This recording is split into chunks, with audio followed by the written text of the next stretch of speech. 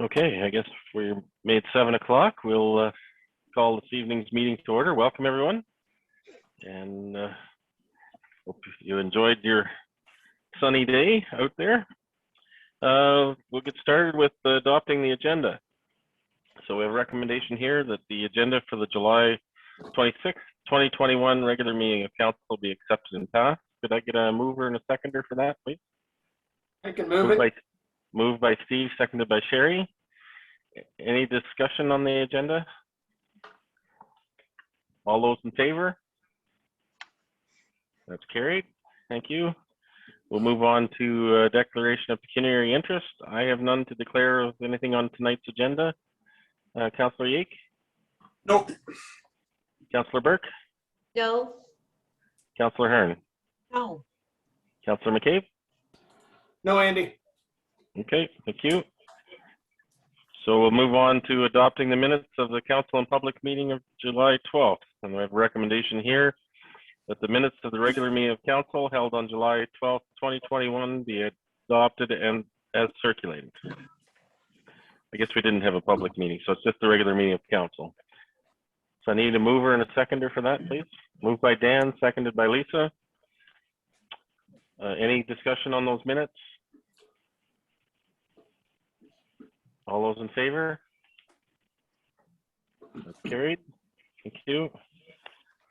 Wow, we're just sailing through today.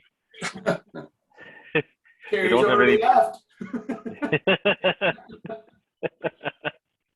We don't have any business arising from previous meetings, I don't think. So we just on to items for consideration. So let's pull out any of those we'd like to have some further discussion on.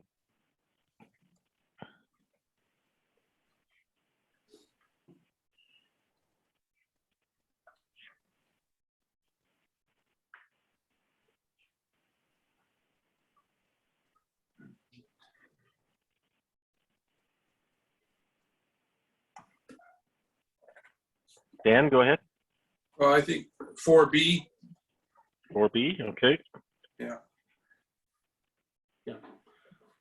Thanks, Dan. That's what I was going to pull as well. Any others?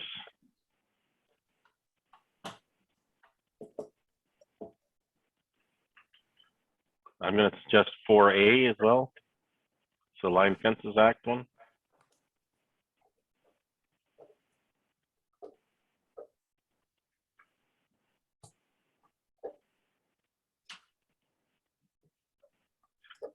Okay, any others?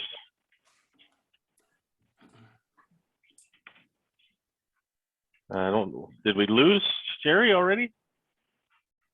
Looks like it. Okay. Well, we still have quorum, so I guess we better keep plowing along. So nothing further from you, Steve, or you, Dan? No, I'm good. I'm good too, Andy. Thank you. All right, so we just have 4A and 4B for discussion then. Okay, so we'll go right to the recommendation to deal with all the others. And that says that all items listed under items for consideration on the July 26, 2021 council agenda, with the exception of those items identified for separate discussion, be approved and the recommendations therein be adopted. Could I have a mover and a seconder for that? Moved by Steve, seconded by Lisa. All those in favor? That's carried. Thank you. So we're back to 4A. And I'll read the recommendation here. That the Council of the Corporation of the Township of Wellington North received for information report CLK 2021-21, being report on the non-application of the Line Fences Act, and further the council direct the clerk to bring non-application of Line Fences Act bylaw to the next meeting of council, and further that the mayor and clerk be authorized to sign the bylaw. Could I get a mover and a seconder for that, please? Moved by Dan, second by Steve. Okay, I'll open the floor for any discussion. I guess I'm the one that pulled it, so I just have a couple of questions. Probably direct them to you, Karen. I understand, that this is not something that is in high demand anymore. Is this a process that other neighboring municipalities are going through as well? I know that the city of Guelph has done it. I'm not sure about Minto and Mapleton. Okay. And then I guess the other question is if we proceed with this and then an incident does come up that warrants the Line Fences Act, what then would be the recourse of the property owners? It would be a private matter between the property owners. So if you want to put a fence up, you put it 1 inch on your property line. And if you would like the neighbor to share and you want to put it on the property line, the best course of action would be to get a written agreement between the neighbors. And then if someone defaults on their costs, it would be a civil matter through the courts. Okay. But it would be the same thing. Like if well, no, that's not true. Yeah, so that would be the recourse. And really, the Line Fences Act, when it was developed, was to help rural areas and get over their disputes with their livestock and their fencing issues. And it really was not meant to address urban fencing. And it's interesting to note that in 8 years, we have only had one, and it was for an urban area. The rural landowners seem to be able to work it out themselves. Okay, thank you. Steve, did you have your hand up? Yeah, actually, that was my, I have two questions. One was going to be in the in the urban areas. How does that affect property owners when their properties their backyards are that much closer together, and you can have 3 adjoining neighbors to one backyard fence. So I guess if that doesn't preclude this, then I guess it doesn't really bother it that much. What happens with an existing fence if there's a dispute? If I moved onto a farm and you had a farm beside me and there was a survey done and there was a, it was over too far into one property or vice versa, how would that work out then? So that wouldn't fall under the Line Fences Act. That would be a civil matter then on property ownership. Where the Line Fences Act comes in is before the fence is built. I mean, you can't even dig a hole and start the fence, or the Line Fences Act doesn't apply. And they don't go out and determine where the property line is. They will go out and determine what kind of a fence and who should pay costs.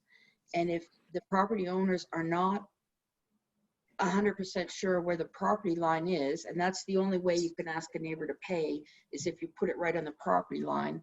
The first thing they have to do is survey it, because the fence viewers do not get involved about where your property line is. And so if there was an existing fence that was found to be, for lack of a better, trespassing on a neighbor's property, we would not even get involved in that. That's not under the Line Fences Act to determine property ownership and the location of the fence. Okay. Unless it's 100% right on the property line. All right, thank you. Dan, go ahead.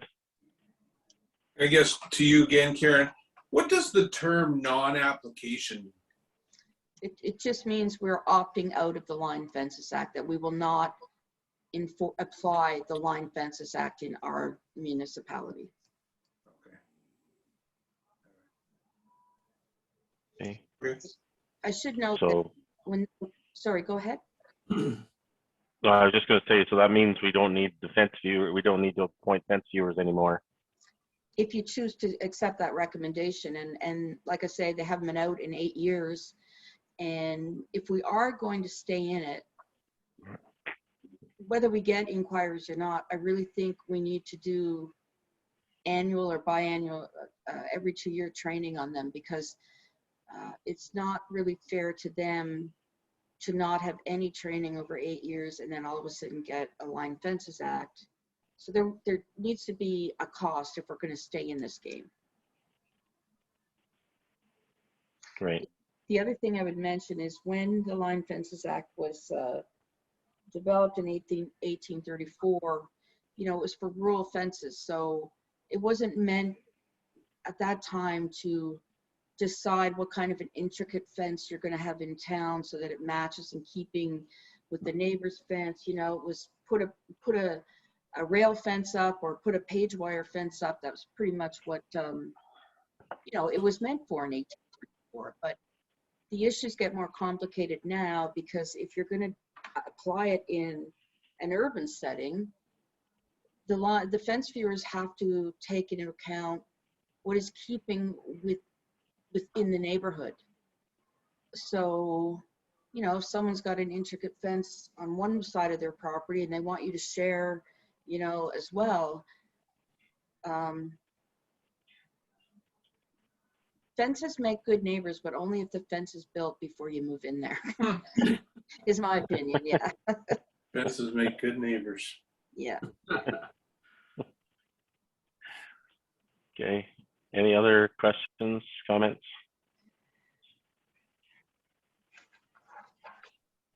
Okay, call the motion then. All those in favor? That's carried. Thank you.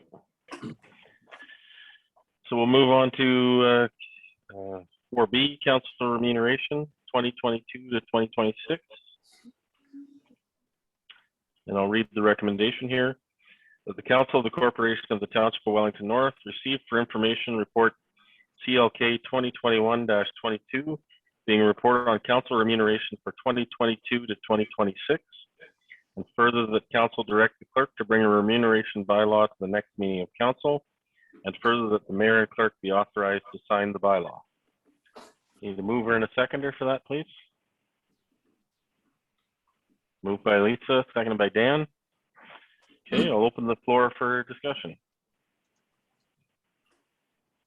Dan, go ahead. Well, I asked to have it removed, but I mean, basically, the report is very well done. It speaks for itself. I don't know if there's anything else that you want to add to it, Karen, but it really does speak, you know, it speaks for itself and it's well done. But if you have anything else to add, then I would take that. The only thing I would have to add is if we paid you guys by the hour, we would have a 40% tax increase. So it doesn't even touch what a municipal elected official does. But we really have to try and make it so that people want to run, and it's not for the money. You can tell that by, you know, what the suggested rate is, but, you know, to kind of offset it a little bit for some of the work that you have to do. The huge time commitment. No, fair enough. Okay, other questions, comments? Steve, go ahead. I was just going to echo what Dan said, and yeah, very thorough report. Thank you for that, Karen. And yeah, it's nice that we're trying to get some young people involved as well. So hopefully that bodes well with potential people that want to get elected. Okay. Any other questions or comments? And, you know, I would add myself, I'm sure all of us do this job because we want to help our community move forward and not for the money. But I think it's important that we value the time we spend as well. And I think it's important that we recognize that value as well, because, and let me tell you a little story that kind of demonstrates the point. It's off topic, but it's kind of a fun little story. So last fall, my wife Susan took in about 4 female barn cats. And if you know anything about barn cats, you can imagine that we have a number of kittens this year. So we've been trying to reduce our number of cats, and Sue put out an ad, I think on Kijiji, free barn kittens to a good home. No takers, none. Not a word, not a peep, not a call, not an email, not a text, nothing. We changed the ad to barn kittens, $50 each, and she can't keep up with the demand. So I guess the point of my story is, if you don't put an appropriate value on things, how can you expect other people to value it too?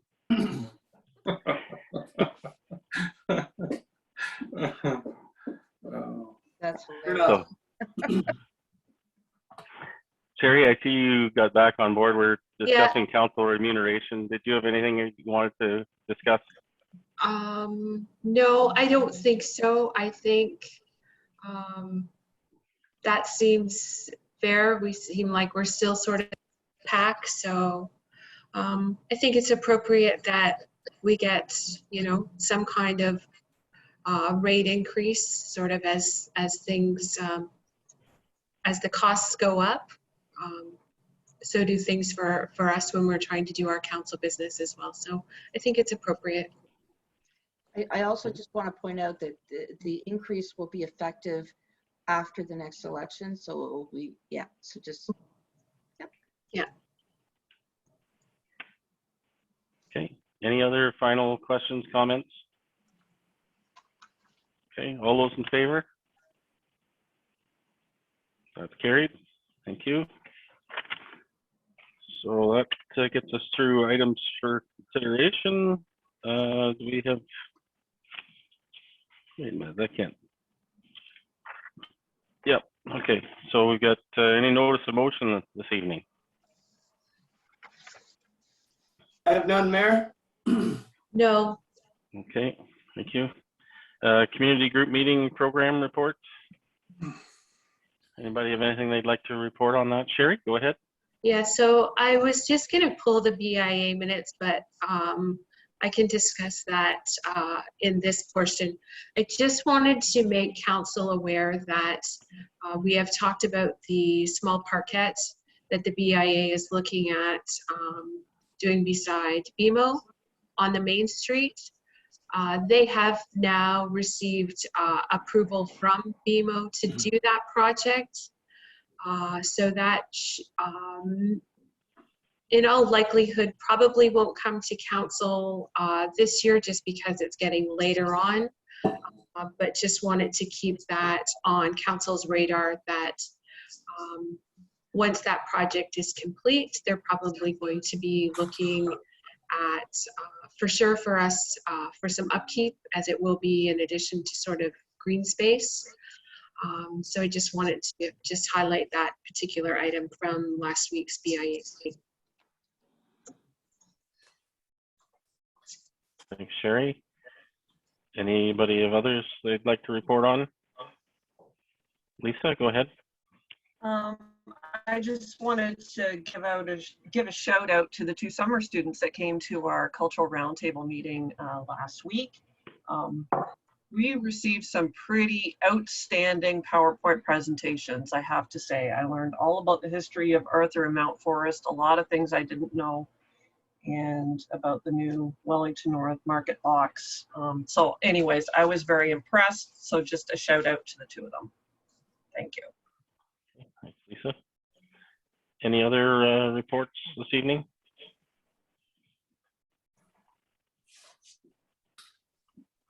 Okay. I don't think I have any myself, particularly this evening either. So with that, we'll move along. Cultural moment. So our cultural moment for July celebrates the Seniors Center for Excellence. The idea of retirees sitting in a rocking chair on their front porch, whiling away their existing years is not in this group's vision. Since 2008, Seniors Center for Excellence is aimed at planning social and physical activities to help community seniors safe in their homes. Prior to COVID, 20 to 30 guests would meet each Tuesday morning at the Mount Forest Pentecostal Church for coffee and socializing. There are often guest speakers sharing health-related items, interesting information on the Old Order Mennonites, and singers. For once a month, there was a dining program. In Arthur, 20 to 25 participants enjoyed the social event. For those physically capable, Arthur also hosted a walking group 3 days per week with anywhere between 4 and 18 seniors each day. There's no membership fee to join this exciting group, and anyone is welcome to attend. They are both men and women dropping in regularly. there are both men and women dropping in regularly. Registration is required for the dining program only, but that is only to ensure that there's enough food for all. COVID may have shut down or slowed down many organizations, but Seniors Center for Excellence is a determined group which is kept active, albeit in a different format. Presently, they meet virtually via Zoom or by telephone to share the programs. There have been a couple of celebrities participate in the Zoom sessions. Dave Phillips from Environment Canada spoke about climate change, and the Carlsons, who were on the CBC show Home in Time for Winter, in which the family had their Sudbury home converted and lived like Canadians in the 1940s to 1990s. Seniors from North Wellington join them twice a week to share great stories with the speakers and other guests. A monthly newsletter, Heart and Soul of Wellington, provides a variety of informative and interesting topics, including a writing group, senior safety line, party line schedule, Zoom schedule, and book reviews. Seniors are invited to share time, memories, and laughter with their peers and build friendships. If you're interested in receiving the newsletter or learning more about the Senior Center for Excellence, you can contact Helen Edwards, the program coordinator, at HE Edwards, so HEEDWARDS at mapleton.ca. One participant thinks it's the best thing since sliced bread. And this was submitted by Penny Rankin from the Wellington North Cultural Roundtable. Thanks, Penny.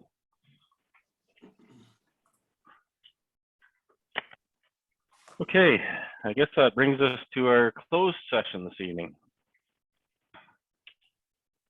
So for those of you on the line joining us, we'll move into a closed session, and anything that comes out of the closed session will be published in the minutes following that. And so with no further ado, I'll read the recommendation, move into closed. So recommendation is that the Council of the Corporation of the Township of Wellington North go into a meeting at 7:22 p.m. that is closed to the public under subsection 239(2) of the Municipal Act 2001, specifically for item K, a position plan, procedure, criteria, or instruction to be applied to any negotiations carried on or to be carried on by or on behalf of the municipality or local board. And we'll deal with the reports TR 2021-11, being a report on tenancy at 110 Charles Street in Arthur. We'll review the closed session minutes from July 12th, and then we'll rise and report from the closed meeting session. So could I get a mover and a seconder to move into closed? Moved by Sherry, seconded by Steve. All those in favor? Okay, carried, so we're in closed session. Give you a minute to deal with. Yep, to get everybody out who's not supposed to be here. That mean I can unloosen my tie? Yes. Sure, Steve.